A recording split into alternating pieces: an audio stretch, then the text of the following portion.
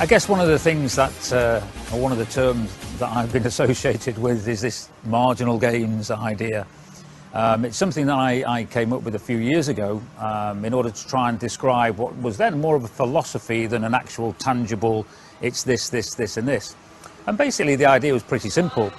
It struck me that in all of the work that we were doing in trying to improve cycling performances, that actually if you strip back everything that you could think of and improve each one by a small percentage, a marginal amount, then when you clump it all together, you get this big improvement.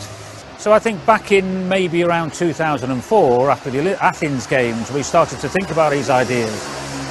We had a situation where I could walk into the mechanics room here at the velodrome and I could look at a wheel and the tyres are stuck on the wheel.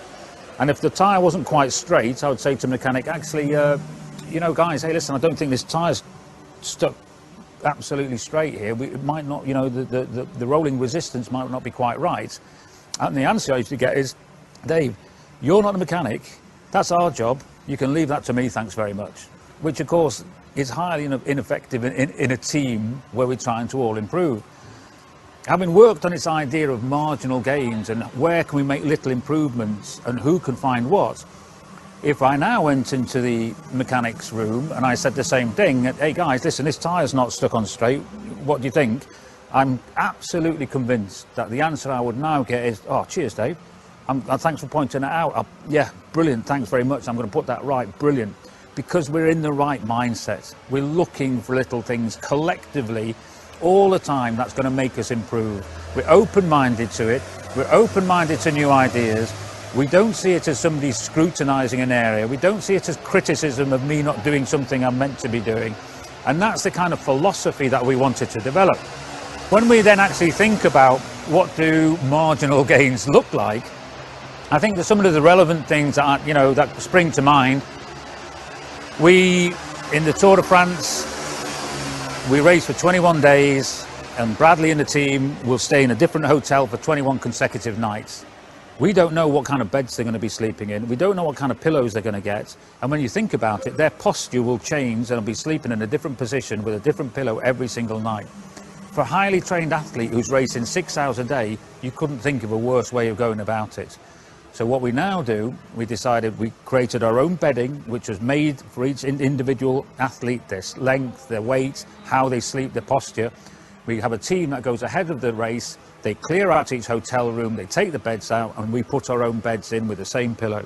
So every single night, the riders will sleep in a consistent position on a consistent bed, and absolutely the posture will remain the same. That is a marginal gain. It's not going to win you the Tour de France, but it can make a little difference towards helping the performance. I think another area, a good example may be that we spend an awful lot of time in meetings, as I'm sure you do, I'm sure a lot of us do, in our working lives. But it does strike me that if we measured the time we spent in meetings and we measured the effectiveness of that time, the results don't really represent the time and input that go into meetings. So as a very simple marginal gain, I decided that we would actually look at our meeting structure.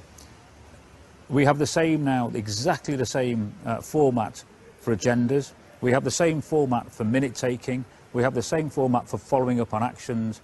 We have the same format when people come in, you don't use your phone. We have the same format of you do your work before you get there. When we come in there, we know what the outcome is. So we always start with what is the outcome that we're looking for out of this meeting. We spend our time talking about that, and it's quite clear how to work towards it.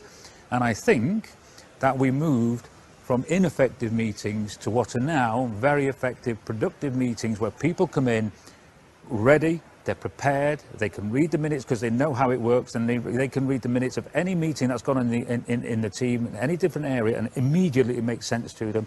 We know how things are going to be followed up, and we get our jobs done in a very time efficient way. That to me is a marginal gain.